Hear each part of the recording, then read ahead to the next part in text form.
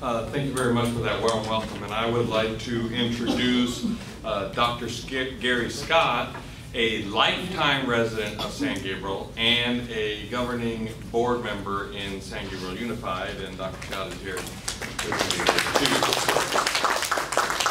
So with that, I'm here to talk just briefly, quick PowerPoint on San Gabriel Unified, who we are, what we do, how we do it, and then we're going to open it up to questions. And we'll just get right to it. San Gabriel Unified has been around just about 150 years. Our sesquicentennial is next year. We were founded August 6, 1868. We serve about 5,200 kids in a transitional kindergarten through 12th grade programs. We have 5 elementary schools. We have a middle school, 1 comprehensive high school, Gabrielino High School right down the street here, and then 1 continuation high school, Del Mar High School. We are one of the oldest school districts in Los Angeles County and in Southern California. In 1868, there were 12 schools and districts in Los Angeles. You can see them there. LA Unified was around. Los Nietos, Old Mission is gone. San Fernando is gone. Central is gone. Cienega is gone. El Monte was here. Puente School District gone. Santa Ana is still here. And Green Meadow gone.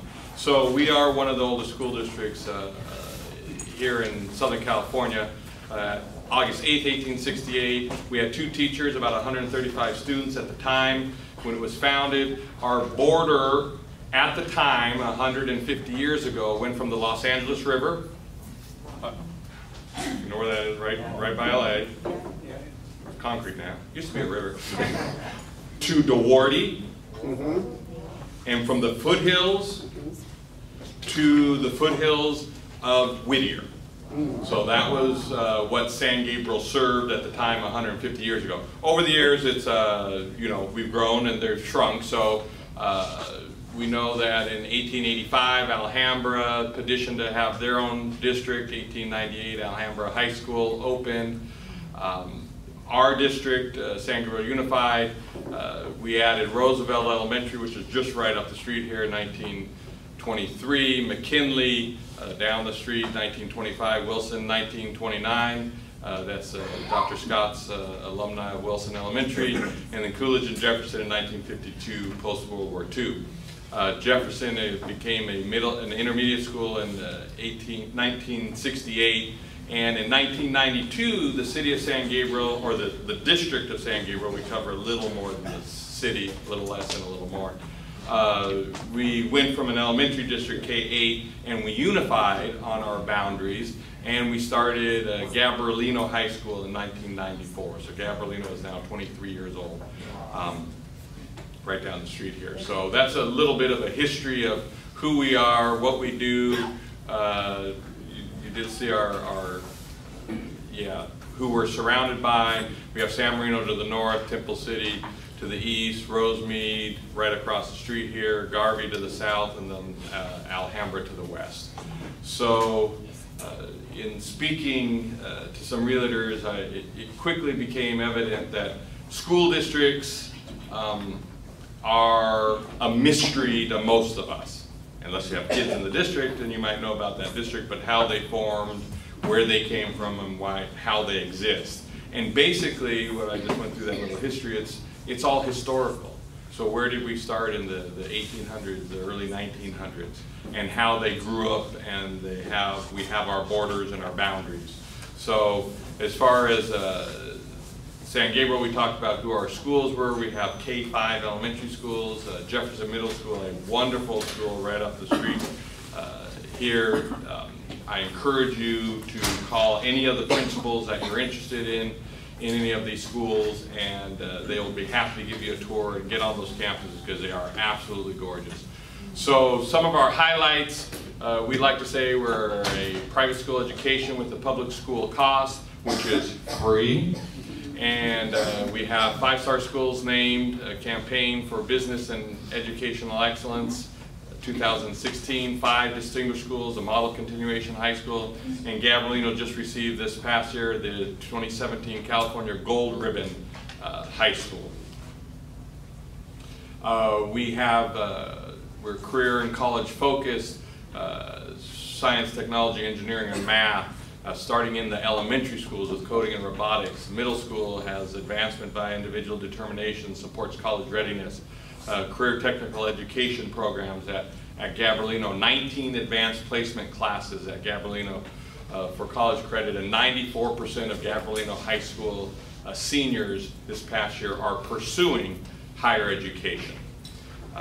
We provide the tools for success. We have a one-to-one device district-wide, which means for every student we have technology. We have iPads, we have Chromebooks, we have laptops, we have MacBooks. Every single student, every single period of the day throughout the district. We have a number of high-achieving programs in the district. We have our Spanish dual language immersion right here at McKinley down the street. We have after-school Mandarin classes. Our speech and debate team at Gabrielino High School is currently ranked #2 in the country. A year ago, they finished the year #1 in the country. So these are, they're competing against public schools and private schools throughout the nation. Gabrielino has been consistently in the top 5 over the past 15 years and reached #1. So we have an award-winning elementary music immersion experience for our elementary school students at Roosevelt Elementary, where they receive music instruction between 45 minutes and 90 minutes every single day, right after school. It just blends seamlessly into the schools. And we have 24 classes at the high school on visual and performing arts courses. So we're technical, we also have art, we provide a full balanced education for all of our students. We have a wonderful education foundation, the San Gabriel Education Foundation, SEF. We have a partnership with the San Gabriel Police Department called the School and Community Engagement Team, where we actually have a number of police officers in our SCET team that are housed at our district office at 408 Unapura Serra, right across the street from the mission. And we have lots of opportunities for our parents to be involved. So San Gabriel is a well-rounded, well-established district here in the San Gabriel Valley. We're very proud of it. Dr. Scott and I are here to answer any questions you might have about California public education, nationally, statewide, or locally right here in the Valley. We can, between us, we can speak to all of it. So I just want to get here, get before you, show you, and just let you know that we do have our brochures outside on the table, also in various languages, English and Mandarin, English and Spanish.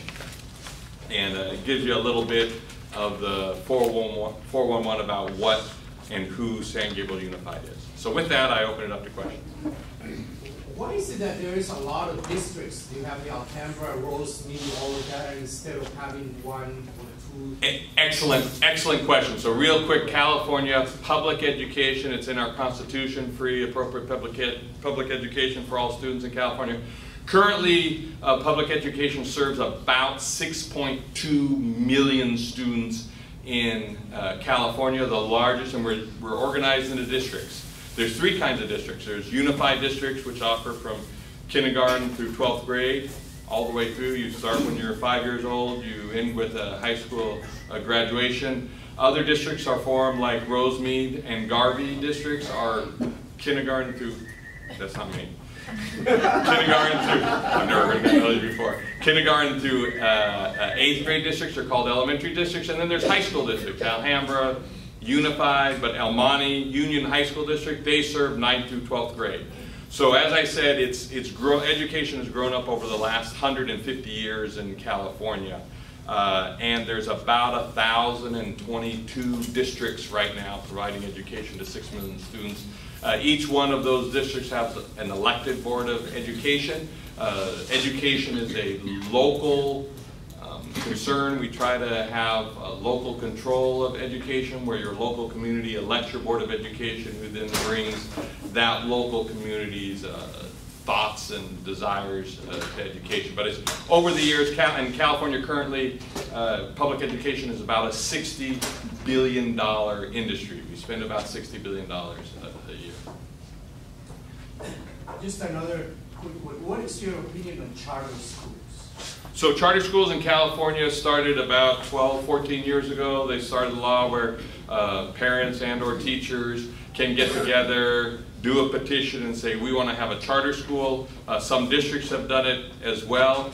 Charter schools, there's over 300 charter schools in California right now. Compare that to somewhere around 6,000 public schools, so you can see sort of the difference. And charter schools have their place. I've seen some wonderful, wonderful programs in charter schools, and then I've seen some charter schools that don't do very well as well. So they are public schools as well, funded with public money. Is there any move within the district to bring back print shops or wood shops or auto repair? Because not every student can go on to college. Correct. So we know that our goal, we have 94% of our students going on to college, and we talk about getting students ready for college and career. So when we talk about career technical education, we have a partnership with Rio Hondo Community College. We have some pathways into the medical field, into the technical field.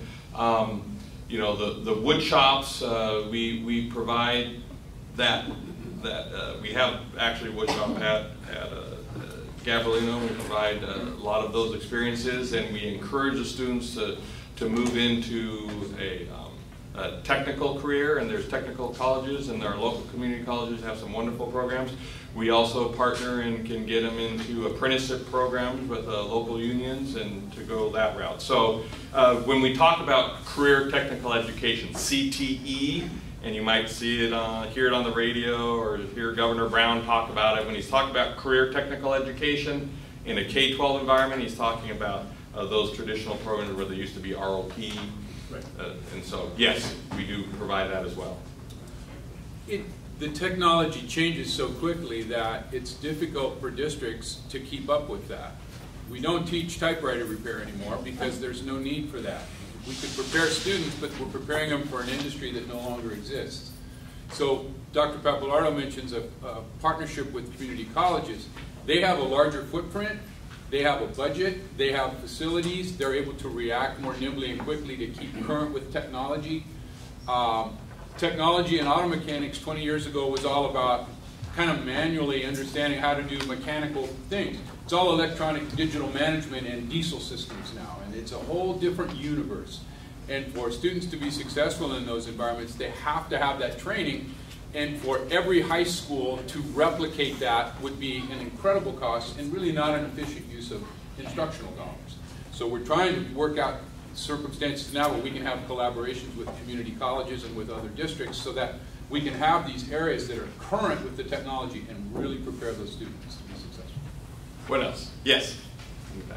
Yeah, how do public and private schools get funded?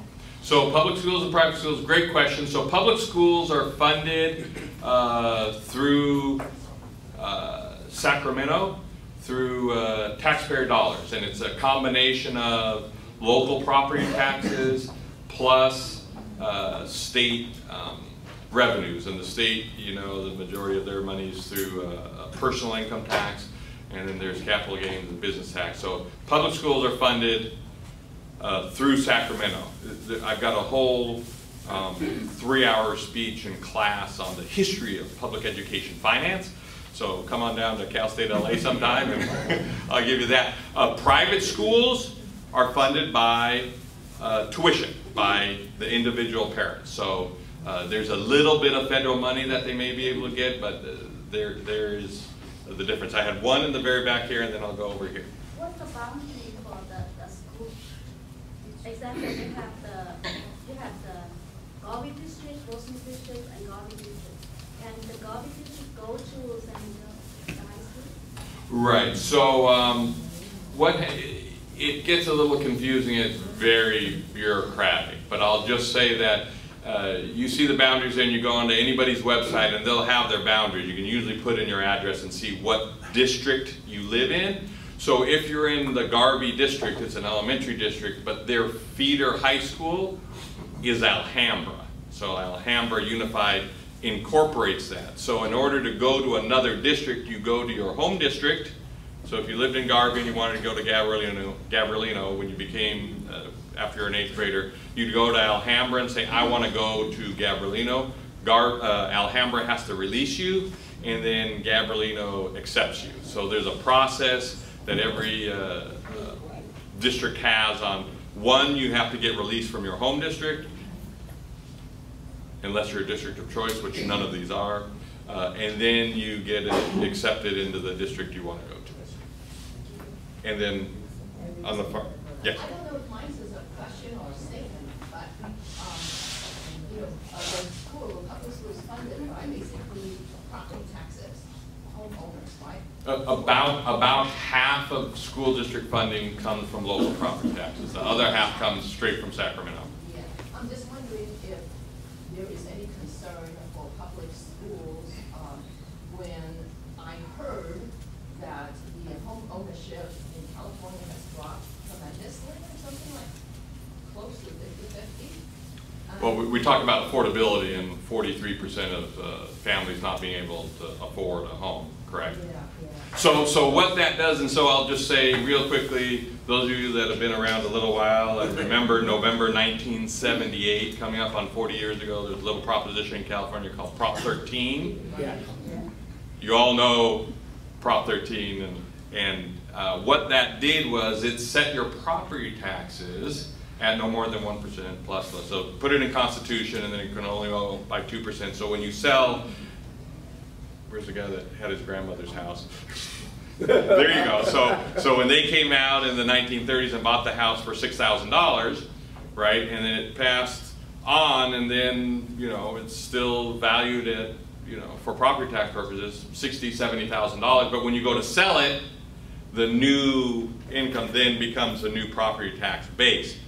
So with that Prop 13, what it did, the other thing it did, other than setting property taxes for homes so that people wouldn't be taxed out of their home, that's a good thing. The other thing it did was it set the funding model for local public schools from the majority. 90% of school district funding prior to 1978 came from local property taxes. And boards of education used to be able to raise property taxes by a vote of the board for more money for your schools. What Prop 13 did was it set the property taxes here. Boards of education cannot pass any tax or increase. That has to be done by a vote of the people in the community. And the majority of funding now, over 50% of the money that we receive, is directly from Sacramento. And Sacramento controls all of our funding and how much we get and how the funding models are. So as home ownership, say, goes down, but remember, as properties turn over, you might go from $120,000 assessed value to a $600,000 or an $800,000 or a $900,000 assessed value. So it's sort of offset. Have you heard, I heard rumor that, you know, in Proposition 13, the homeowner's exemption is actually from Proposition 13, and they have been trying to raise the $7,000. $7,000 since years from that. Since 1978. Yes, but I heard the rumors that Howard Jarvis, they now decide they may be writing a proposition for everyone to vote on it. It's expensive for them, but it was supposed slated for next year, 2018. Have you heard of anything like this? I have not heard of that. Does anybody know the exemption? So the exemption of $7,000 has been there forever. And really, I mean, you think about it, it's 1.25% of $7,000. It's $95. You buy your house, you buy a little 1,200 square foot house for $680,000, and your property tax is about $10,000 a year, and your homeowner exemption is $85. So one way or another, I'm not sure why it even exists. I mean, it's $9 a month. I mean, it's $8 a month. But, so I haven't heard that. But yes, in the back. So, Sir. Where does lottery money? That's a great question. That's a fabulous question. Thank you so much. I haven't won it yet, so I'm still working, like the rest of us. So lottery money, and so I'm old enough to remember when the lottery was passed in 1983 or 2 or so, and our kids win too. half of the money in the lottery are going to go to our schools and we're going to fix the issue.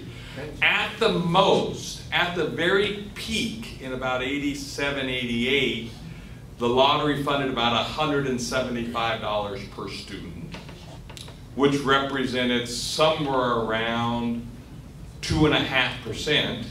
Today it's about $120 a student, and it represents somewhere south of 1% of all of our funding. So yes, schools win too. We are currently getting about an extra 1% from lottery. So we won 1%. So just, hey, and I'm happy for that 1%, I'm not complaining.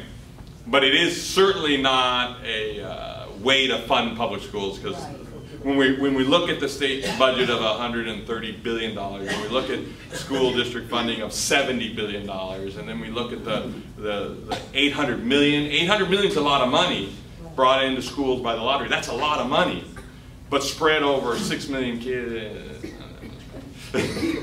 So thank you, great question. What else? Yes? How about those people doing homeschooling? Homeschooling, yes, Yeah. homeschooling. They under school district control? They are not. So California is very, all children between 6 years old, first grade is mandatory, kindergarten is not, compulsory education, until your high school diploma or equivalent or 18 years old, are required to be in an educational setting. And so that means a public school or a private school or a charter school or a homeschool, where you file and say, I'm going to homeschool my child. And so that's up to the parent. There are some charter schools that help homeschoolers, and they try to get them into the charter, or they do some contracting with. And so public schools do not have them within there. They'd be closer to, some charters may help them if they'll want to get into the charter. So that's, there's various, but the state constitution talks about the legislature shall make no laws regarding private education. So, you know, it's an interesting mix. I've got a bookshelf with books about that big. That's California Education Code that public schools get to follow. Yet they make 0 laws regarding private education. If you think about it, that sort of makes sense, because you think about the types of private schools and parochial schools and religious schools, and the legislature does not want to, they're not touching that. So, what else? Yes? Public education and public opinion are very important to us. Yes. And one of the yes, things important to me too. And one of the things our clients always ask is, I want San Marino schools. I want Arcadia schools. I want Temple City schools. They don't ask for San Gabriel schools. Of course they do. Who's asked for San Gabriel schools? Raise your hand, come on. Show Bobby's wrong. No, I'm serious. No. So how do we change that opinion? Because San Gabriel does a very good job. So that's why I'm here. Thank you very much, Bob. That's why I'm here to pick up a brochure out there, talk about the wonderful things that we do here in San Gabriel. We have great schools and great programs. And when you talk about those, you know, and you see the houses out there, right? And you know the communities. You know better than anybody. And we do a wonderful job in our school district, and a wonderful job with these kids, and they're great, and it just is really exciting to see when you get out of the schools. And I'd suggest on the back here we have all of our schools and their phone numbers, and if you've got houses in the area and you want to go see Jefferson Middle School, walk around that school. It almost looks like a community college campus. It is absolutely gorgeous. You want to go down and visit McKinley Elementary School, which just has some fabulous facilities and STEM labs and wonderful things, dual language immersion going on there. And these are open to anybody within here, within the district, or anybody around. And so the idea is when you're going out and you have a home in San Gabriel, you can talk about, hey, San Gabriel is a great place to be. You know, when you talk about San Marino is too, we also know that the houses are somewhere around 50% more expensive there. We also know, you know, how much money. So, you know, if you can afford a $3 million home in San Marino, go for it. If you can only afford $1.4 million, come to San Gabriel. We got great schools. Yes. API scores API. They're not calculating those. So academic performance index. So starting somewhere around 1996, after we did a class size reduction, we also started an API score, the academic performance index, where they took about 25 different numbers, boiled it in this pot of soup, and came out with one number, the API, and everybody was looking at it. Everybody wanted to be 800 or above. 2 years ago, in 2015, 20 years after we started, they did away with it. It's gone. No more API.